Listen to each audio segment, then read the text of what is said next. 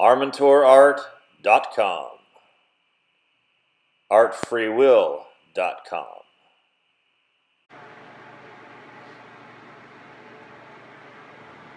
Hi, and welcome to the Armentor Art channel. You know, I'm making my first YouTube posting here, and the first thing I thought of when I looked around here is like, man, I need to get this mess cleaned up.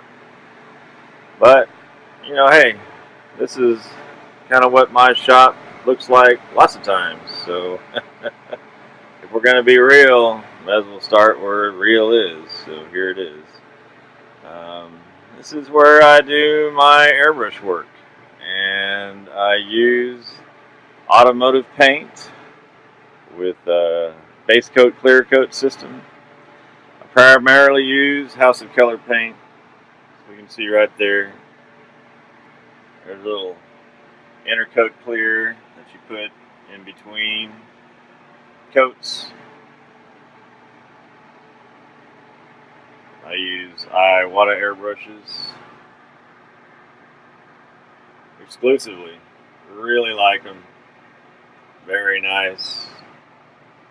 They're made in Japan and just the highest quality airbrush I've ever used. I always used to get frustrated when I would use airbrushes because they would spit and clog and just be, you know, not so great. So back there behind my art area, I have a multitude of fans to move air around. Each one of them has a filter on it. It's a very simple carbon filter that you could get anywhere, any kind of place that sells filters. I've developed this over years. I live in Houston and it's really hot outside, so it's not really practical to move the inside air outside because in Houston, AC isn't a convenience, it's life support. So in order to avoid asphyxiating myself, I had to come up with a way to move a lot of air, but I can't move it outside. So, as you can see here, these carbon filters do a pretty good job of capturing the solids, and they also do a real good job of capturing the OVCs, or organic volatile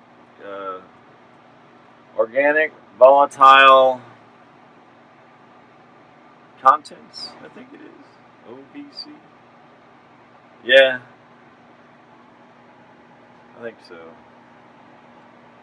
You gotta forgive me, I'm a little bit rusty on my technical stuff. I've been doing a lot of different things lately. So, I've got them all hooked up on various devices. It's kind of an electrician's nightmare. So, I get them all on surge protectors though.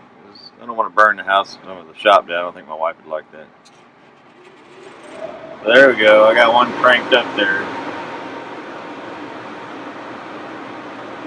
And that is, what was that? That was part of an attic fan, like the shroud of an attic fan, that I cut multiple holes into. And then I installed fans like you would see in a computer into it. It works out pretty good. You know, it pulls a lot of CFMs, doesn't use a whole lot of electricity, keeps it inside. You can see this carbon filter right here. It captures a lot of stuff. It's black on that side and it's got all the pigment and everything on this side. Here's another one. That's just a regular old house filter. And you know, I just reach back here and turn the sucker on when I need it. I had some that just moved the air around in the shop, and I found it keeps vapors from just hanging around my head. That's not so great. There's some entertainment that I have there. Got another fan here.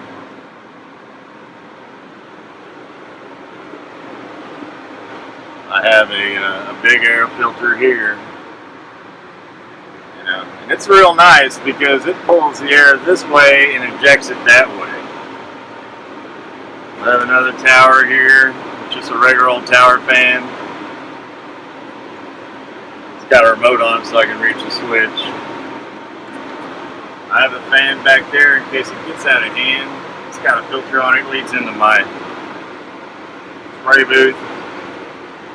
And I control it with a little dimmer switch here. It's a motor rated switch, so I'm not too worried about it bursting into flames. You know, all in all, I can move a lot of air and I can become real comfortable. Here's just a regular old box fan right here, and it's got a carbon filter mounted on the front of it. And it pulls a pretty good amount of air, pretty good amount of CFMs. And also, captures a whole lot of VOCs. I mean, that was a really good improvement when I did that. I wasn't really expecting that much out of it, but it made a huge difference. And as you can see, if I can get back there, it's just a regular old fan. You know, it's nothing special. See in the mirror there, the front of the fan. Okay, you know, there's some issues with maintenance. You gotta take these filters out and blow them off every once in a while, but it's not a huge deal. It's a whole lot cheaper than going with one of those professional hoods, which, you know, in my cramped little space, I don't think I really have the room for it anyway. Back here you can see some of my freehand shields. Let me back up here a little bit. Yeah, most of my art nowadays is done with freehand shields. It's just, to me, it's a lot easier than going in there and taping everything off. This is a much older piece. See, before it was done with masking. And no matter how careful you are with masking, it looks masked. When I went in there with a detail, I think I used a heliograph pen here. This right here is marbleized paint that HOK makes, and it gives it's a neat texture, and it was meant for that. And what I did is I just came in with a brush, painted a few layers of brown over it, and I came in with a brush over white, brown over white, came with a brush and kind of roughed it up to give it a nice look. Came out real good. One of my first urethane airbrush pieces. You can see it's just on a piece of sheet metal, you know, just black metal, and I primered it. A lot of work went into this one. It's before I had refined the technique quite a bit. What else? Yeah, I've got a paint cabinet here. It's made out of an old fire alarm box. The last company I worked in for, they were just chunking these things like crazy, you know, left and right, throwing them out. So I got it, gutted it out, built some shelves in it so I can keep my stuff semi-organized. You know, it's alright. Some more shelves I built over here. Just keep, you know, wipes. It's real important to have wipes handy. Gloves, I got a tack rag here. Baby powder for when I'm wearing gloves. Got some sandpaper there for when I do prep work. Some paint filters. This is my little paint mixing desk here. Now you're catching me at my worst. It's pretty dirty. Got a lot of projects going on, a lot of different stuff, you know. I'm doing a little bit of rubbing out on a vehicle we had bought recently. I did something with the sheetrock saw and threw it down. I guess I had something else I needed to run off and do. Yeah, you know, not the cleanest time for the shop, but hey, you know, it's busy. It's a working shop, so it's small, so sometimes things get a little out of hand, maybe a lot out of hand. Here's another fan I picked up. It's mostly used for soldering, you know, and I don't do a lot of soldering, but when I do, I keep that fan handy. It's got a nice little charcoal filter here, and it pulls a lot of CFM. So when I'm painting, it's nice to have this right near my face. know, because it pulls the overspray off from when I'm painting right here, when I'm right on top of something, and it pulls it off before it gets me in my face. I don't use water-based paint. You know, I'd like to maybe go that way. From my youth, I have a real kind of prejudice against it because, man, I threw down my airbrush for a long time before I picked up urethane painting and just fell in love with it. You know, it's really neat. The only problem is it's, you know, obviously not good for you. Not good for you. So, where did I put that thing? I just had it. So, in order to mitigate most of the effects, I have a... What do I have? I have a fresh air mask. Somewhere. I hung it up just now to get things out of the way because I'm taking some pictures. And that's a whole nother ball of wax. That's what this is all about here. I'm trying to use this reflector to keep from having hot spots. I've had some luck. This blue wall here was giving me some problems, so I moved in one of my little art display panels that I bought, you know, for when I do art shows. And okay, so I guess I'm gonna have to leave you in suspense on my fresh air system because I don't know what I did with my mask. It's right around here somewhere. But yeah, I bring fresh air in from the other room. That way I don't have to eject the air from my space and suck my AC out into the Houston wilds because, man, it's really hot and sticky here, and there's the two things you don't want when you're airbrushing. And urethane doesn't like humidity, and we have plenty of that down here on the Gulf Coast. That's pretty much all there is to it. So, well, I hope you enjoyed my first YouTube video for Armentor art.